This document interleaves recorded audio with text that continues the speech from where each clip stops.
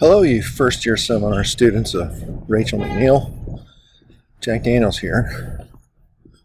I'm going to get out of the library because it's such a pretty day. I thought I'd go ahead and bring my computer with me. Hopefully find a nice spot where I can connect with the Wi-Fi and maybe create a video on some tips for finding stuff for your annotated bibliography assignment.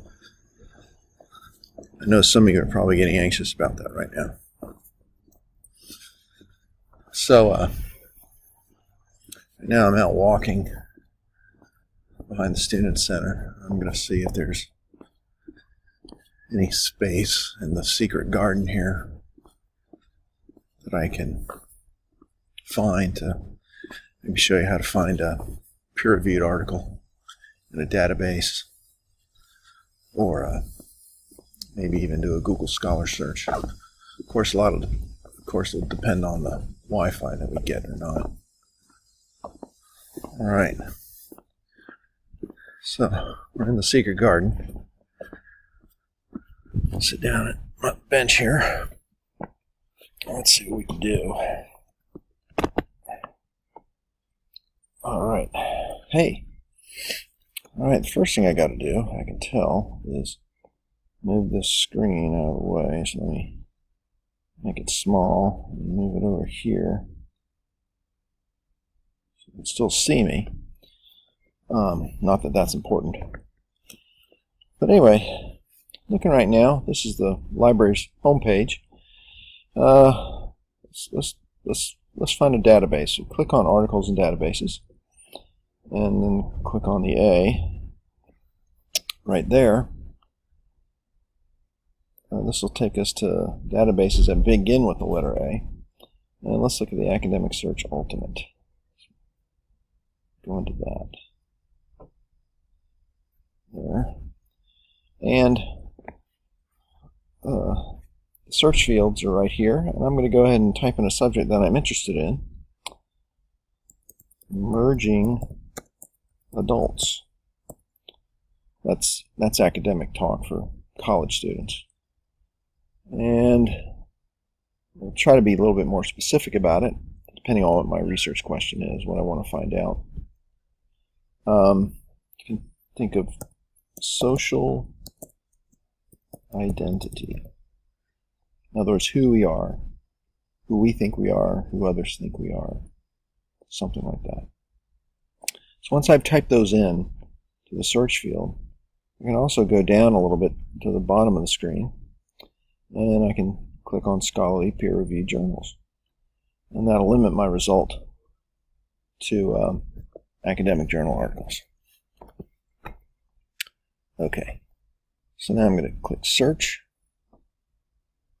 and see what kind of results we get. Okay, so if you look right here, we've got 294 peer-reviewed articles that have something to do with college students or emerging adults and social identity.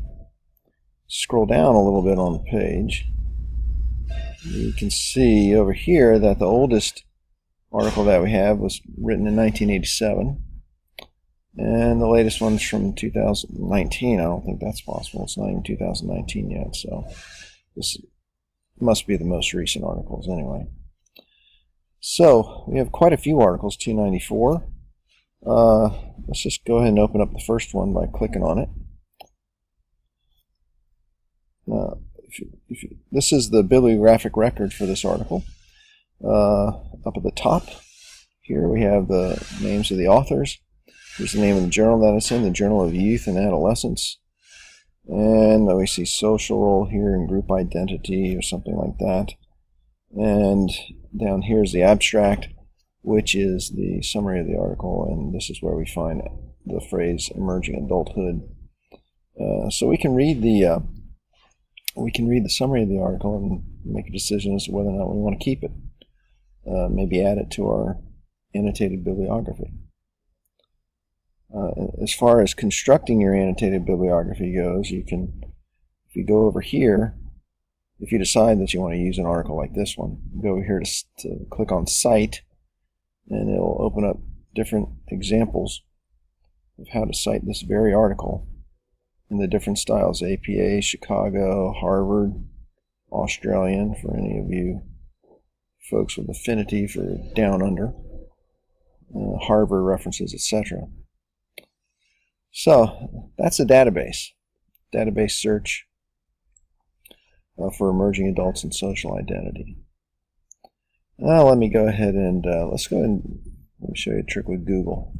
I'm going to go to Google Scholar. I'm typing this in my search field, which you can't see because I don't have it. I don't have the recording screen that big.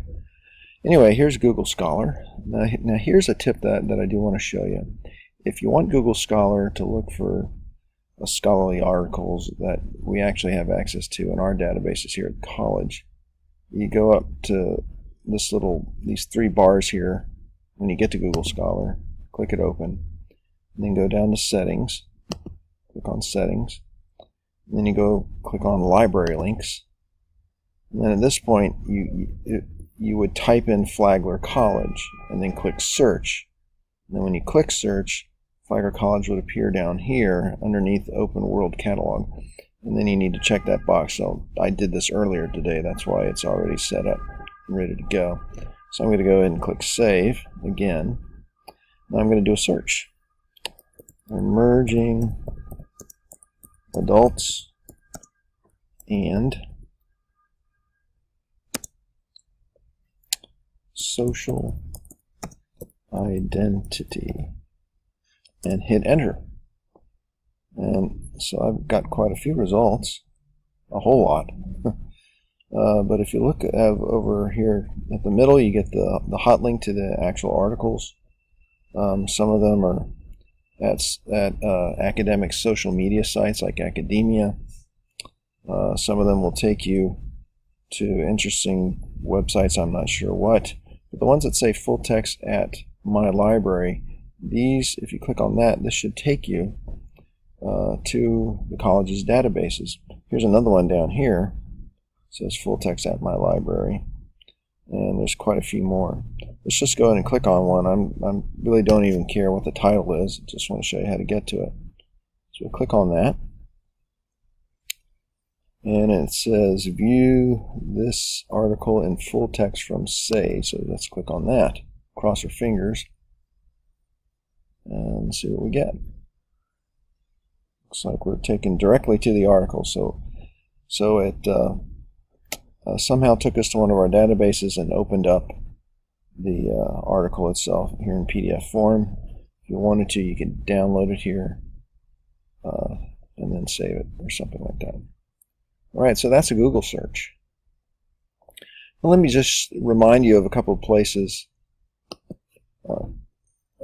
starting at our library homepage, where where you can get some instructions on how to actually create an annotated bibliography. If you're at the home page here, you click on Guides and Tutorials. Oh, do that again. And you might remember the information literacy modules that are on this page. I think I've actually loaded these up on the Canvas website for the first year seminar classes that I'm involved in. So they might be there too. But as far as creating a annotated bibliography, that falls under the category of presenting research data. So let's go and click on that. And wait a couple of minutes. All right, move it down and look down here. It says annotated bibliography. So what we get on this page is a tutorial on how to create and make an annotated bibliography. And it can move you through the different steps of creating an annotated bibliography and explain it to you. One of these, I think, will illustrate the main parts of an annotation for an annotated bibliography. Let me see if I can find it here. Let's go back. The components of an annotation. So basically the annotated bibliography, I think Professor McNeil went over this in class on Tuesday, I think. The different components include the source of citation and the style indicated in your assignment, so whatever you might copy and paste from a database the way I showed you earlier. Then there's a part that says this section represents a summary portion of the annotation, where you actually summarize what the article is about. Then there's a part of an annotation that represents how you evaluate it, whether you think it's going to be useful for whatever reason that you're looking for this information. And then finally, some suggestions on how you might use it in a final project. And that's how you do an annotated bibliography. The point of it is to create a bibliography that you can actually use and refer to when you're doing your own research, so you don't have to keep reading entire summaries of articles again over and over. But you do not have to create an annotation like this one. So use this resource to get an idea of what an annotated bibliography is all about. But make sure you go to the Canvas site, and I'm going to go ahead and do that now. We can look at the instructions again so that you can see what your annotation for this assignment should entail. I'll click that and open up Canvas, and I'm already set to log in. Let's see, there we go. And then let's see, there's the Canvas page for one of the two FYS classes, the 3:31. I know both the 3:30 p.m. and the 8 a.m. classes have the same annotated bibliography assignment, so I'm going to scroll down until I find it here, and we can take a closer look at it. There we go, bibliography. Let's see what we got. All right, when you're looking at the instructions, you look at point number 4. It describes what your annotation should be. So once you have the bibliographic record of the item that you found in your bibliography, underneath your bibliography, your annotation should include where you found the item, that is, in what database. Did you find it in the library, like a book, or an online website? It should also include what the article, book, or website is about, like a very short summary. And then finally, some kind of utterance out of your own mouth as to why you think the item is reliable, trustworthy, and authoritative. Something that you might be able to use to find answers to your questions. All right, let me just show you one more thing while I'm thinking about it. And the video is still relatively short. It's only 13 minutes long. Let me just go back. And I want to go to the home page. Some of you might decide you want to cite a website in your annotated bibliography. So let me just show you. If you go back again to, to guides and tutorials. Let's get back to the information literacy guides. If you look under Module 4, Evaluating Information, I believe we'll find a module with some information about choosing the best web source. So if you can click into that and then get some information about how best to decide what kind of, whether or not you should use. Oh, hold on. There we go. Citing some kind of web source here. I'm just moving through the pages here for you to see real quick. All right. All right, that's all I got. I'm going to go ahead and head back into the library now. There we go. Okay. Remember, if y'all have any questions, don't be bashful about coming to see me in the library, or sending me an email, or call me on the phone, okay? All right, best of luck. Take care.